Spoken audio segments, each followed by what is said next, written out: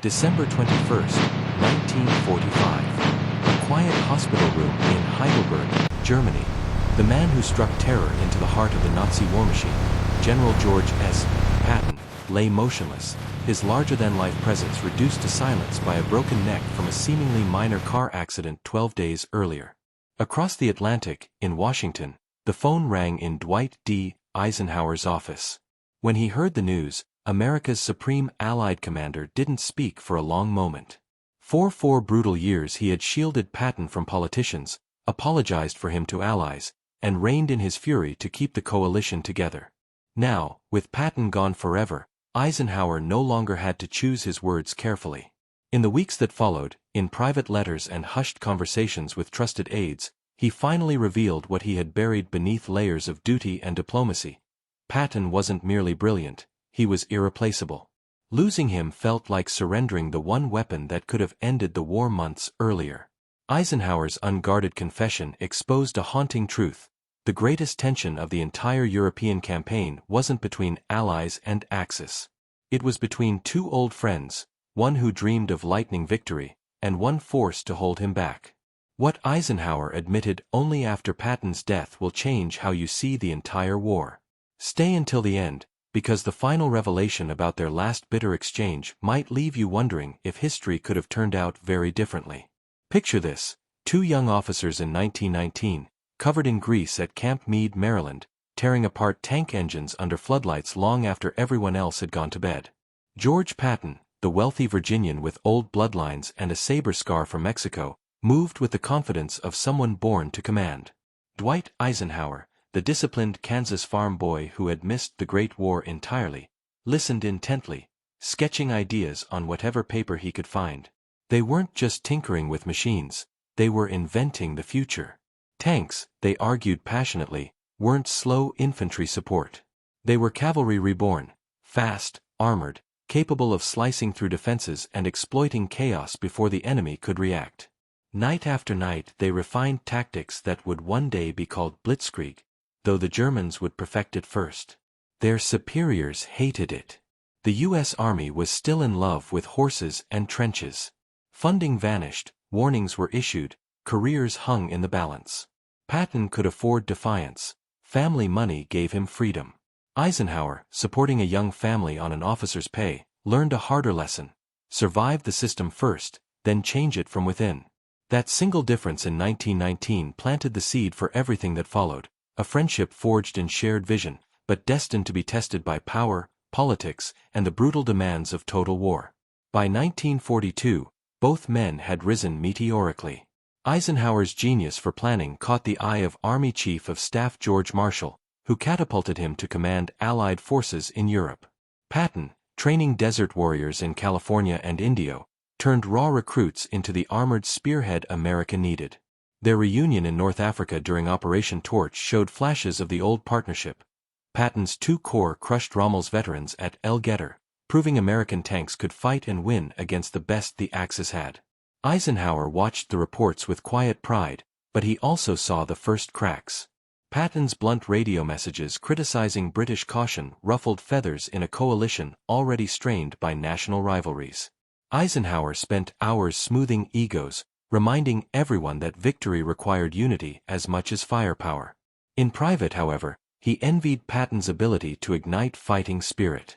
Those legendary speeches, delivered from the hood of a jeep, pistols gleaming, voice thundering with profanity and promise, turned frightened young men into believers. Eisenhower commanded through organization and calm assurance. Patton commanded through sheer force of will. Sicily, July 1943. Operation Husky. While Montgomery's British 8th Army crawled methodically up the eastern coast, Patton's 7th Army exploded westward, seizing Palermo in a daring 100-mile dash that stunned Axis commanders. Messina fell sooner than anyone predicted, largely because Patton refused to pause. Eisenhower received ecstatic cables from the front: towns liberated, prisoners streaming rearward, German divisions shattered. Then came the storm. Visiting field hospitals, Patton encountered soldiers evacuated for battle fatigue. To a man raised on stories of ancient warriors and personal courage, their shaking and silence looked like cowardice. In two separate incidents he confronted them harshly, demanding they return to duty. Word spread quickly. American newspapers erupted. Politicians howled for his head. Eisenhower faced an agonizing choice: relieve his most effective field commander on the eve of invading Italy, or defend the indefensible. He chose a third path: severe private reprimand, public apology tour across the entire army, and temporary removal from spotlight. It worked. The crisis passed without destroying morale or the chain of command. But why take the risk? Because Eisenhower already knew D-Day was coming, and no one else could deliver the breakout speed he would need in Normandy.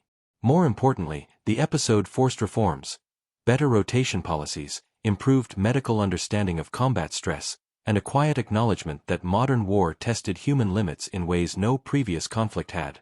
Patton learned restraint, at least for a while, and Eisenhower learned how far he would go to protect a friend whose flaws were inseparable from his genius. Spring 1944. The greatest deception in military history was unfolding. Operation Fortitude aimed to convince Hitler the main invasion would strike Pas-de-Calais, not Normandy. At its center stood George Patton, the one Allied general the Germans truly feared. WWII intelligence files bulged with studies of his African and Sicilian campaigns. They called him the cowboy general, unpredictable and merciless. Eisenhower turned that fear into a weapon. He placed Patton in visible command of a fictional army group in southeast England, complete with inflatable tanks, wooden aircraft, and endless fake radio traffic. Patton toured dummy camps, inspected phantom divisions, and allowed himself to be photographed exactly where German spies could see. The ruse held. 15 German divisions stayed pinned in Calais for weeks after D-Day, waiting for an attack that never came. Thousands of Allied lives were saved before the first real shot was fired in France. Yet for Patton it was torture. He begged Eisenhower for a combat role, fuming as Bradley and Montgomery claimed the early glory. He felt reduced to a stage prop while others wrote history. Eisenhower couldn't tell him the full truth. Not yet. Security demanded silence. Only after the war did Patton learn how decisively his mere reputation had shaped the battlefield.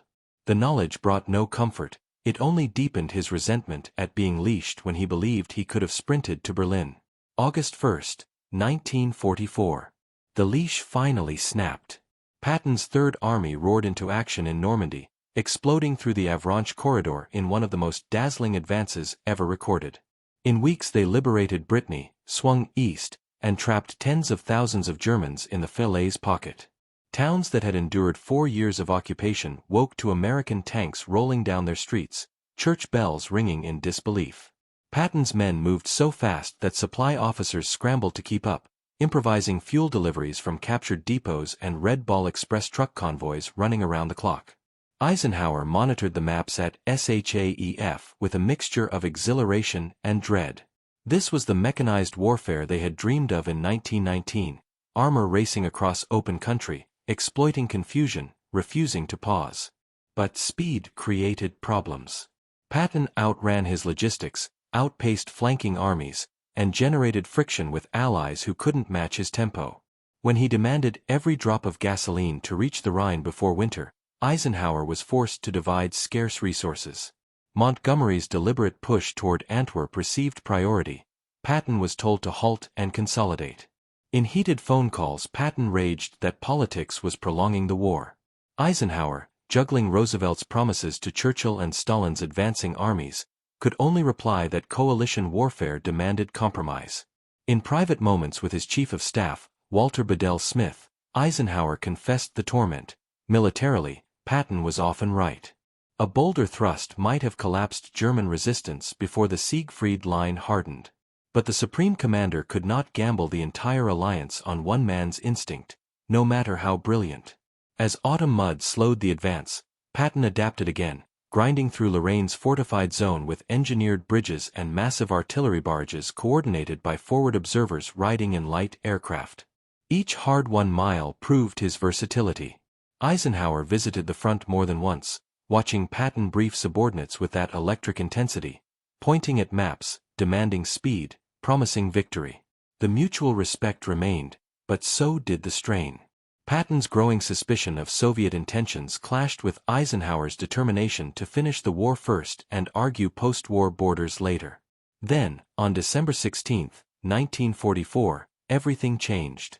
The Ardennes erupted in Hitler's last desperate gamble, the Battle of the Bulge. Surprise was total.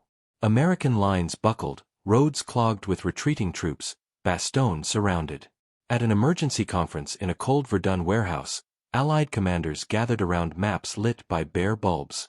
The atmosphere was grim. Some spoke of retreat. Eisenhower scanned the room, then fixed his gaze on Patton. "George, when can you attack?" The question carried impossible weight. Patton's army faced south, fully engaged. To intervene he would need to disengage, turn 90 degrees in winter, and counterattack through snow and supply chaos. Most generals estimated weeks. Patton flipped open a notebook. He had war-gamed the exact scenario on the train ride north. 3 divisions, sir. December 22nd. 48 hours. Stunned silence followed. Bradley shook his head. Montgomery remained characteristically silent. Eisenhower simply said, "Do it." And Patton did. On the promised day his tanks smashed into the German southern flank, relieving Bastogne and turning potential catastrophe into decisive victory.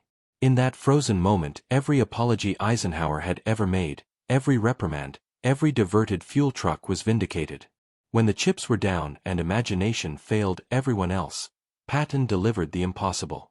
Victory in Europe came 4 months later. Parades replaced battles, but peace proved unkind to warriors like Patton. His candid remarks about denazification and Soviet ambitions ignited fresh scandals. Eisenhower, preparing for higher duties, made the painful decision to remove him from command of Third Army and later from Bavaria's military government. Their final meetings were strained, old friends reduced to formal language, unspoken accusations hanging heavy. Patton felt abandoned. Eisenhower felt he had no choice. Then came the accident, a low-speed collision with an army truck near Mannheim. Paralyzed, Patton lingered 12 days, joking with nurses even as strength faded. On December 21 he slipped away. Only then did Eisenhower's guard drop completely. In letters to Mamie, in conversations with Marshall and close staff, he spoke with raw honesty he had never permitted himself during the war. Patton, he said, possessed a gift no staff college could teach, intuitive grasp of tempo and morale that turned chaos into opportunity. Restraining him had been necessary for alliance politics, but some of those restraints now haunted Eisenhower. Had he given Patton freer rein after the Bulge, might the war have ended before the Soviets reached Berlin? Might countless lives have been spared? He called Patton indispensable, a word chosen carefully in his memoirs years later. Not excellent, not outstanding, but indispensable. Meaning the outcome would have been different without him. Eisenhower carried that truth quietly through his presidency and into old age. In rare reflective interviews he still spoke of Camp Meade, of tank engines under floodlights, of the friend whose genius he had both unleashed and shackled.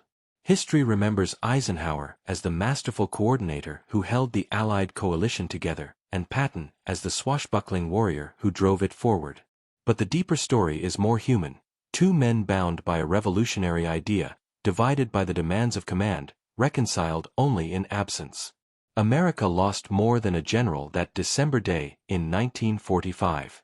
It lost the one leader who thrived when everything seemed lost, who turned retreat into pursuit through sheer refusal to accept defeat. Eisenhower knew it all along.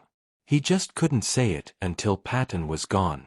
What do you think? Should Eisenhower have trusted Patton with more freedom, even at the risk of fracturing the alliance? Or was careful restraint the price of total victory? Drop your thoughts below. If these hidden truths of World War II's greatest command relationship gripped you, subscribe for more untold stories that change how you see history. See you in the next one.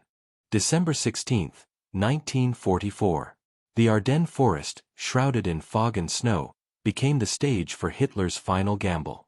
In the dead of winter, over 250,000 German troops, backed by hundreds of tanks, smashed through thinly held American lines in a desperate bid to split the Allies and capture Antwerp. The surprise was complete. Entire divisions were overrun, roads jammed with fleeing vehicles, and the front bulged westward in chaos. Bastogne, a vital crossroads town, found itself encircled. For the first time since D-Day, Allied commanders faced the real possibility of a major defeat. Eisenhower convened an urgent meeting in a drafty Verdun barracks on December 19. Maps covered tables under harsh lights, faces grim with exhaustion. Generals debated defensive lines, reinforcements, and retreat options. The room felt heavy with doubt. Then Eisenhower turned to Patton, whose Third Army was locked in bitter fighting far to the south in the Saar region. The question was direct. How soon could he attack northward into the German flank? What Eisenhower asked bordered on the impossible. A 90-degree wheel of an entire army corps in treacherous weather, across frozen rivers and supply shortages.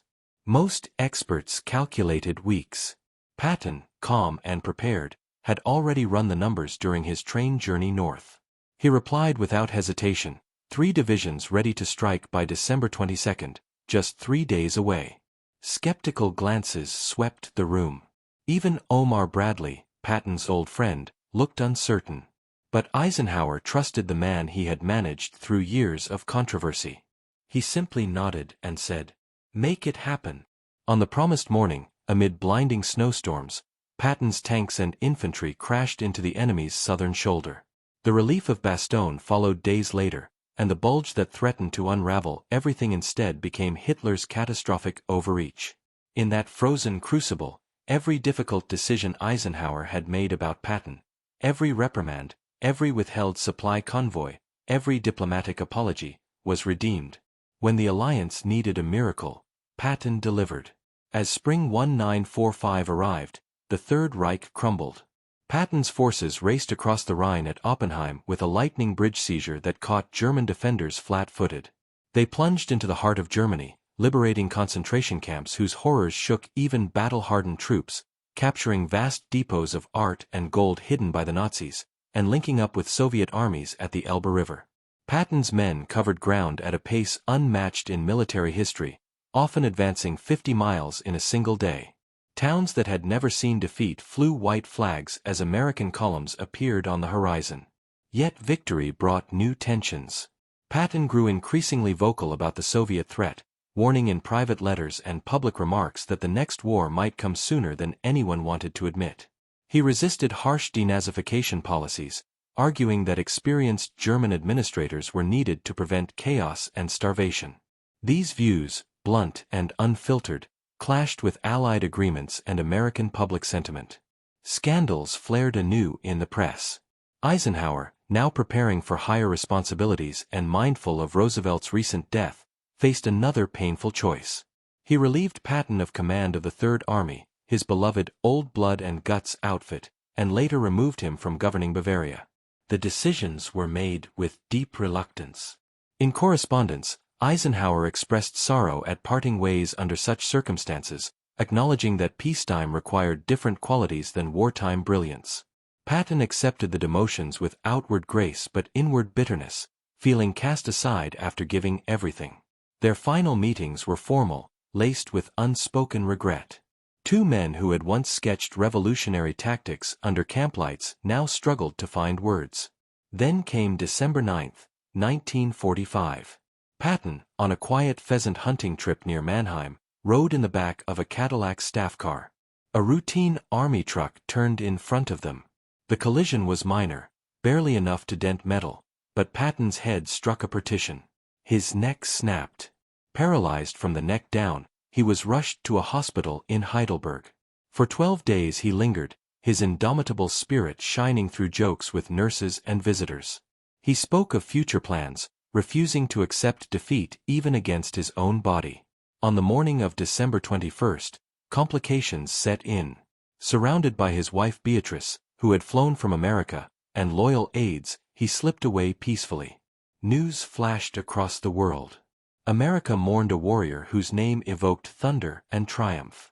But for Dwight Eisenhower, the loss cut deeper than public grief could capture. In the months and years that followed, as the demands of wartime diplomacy faded, Eisenhower's true feelings emerged. No longer bound by coalition politics or the need to balance competing commanders, he spoke freely in private letters, conversations with aides, and later in his memoirs. Patton, he confessed, possessed an almost supernatural instinct for battle, an ability to sense weakness, exploit tempo, and inspire men beyond normal limits.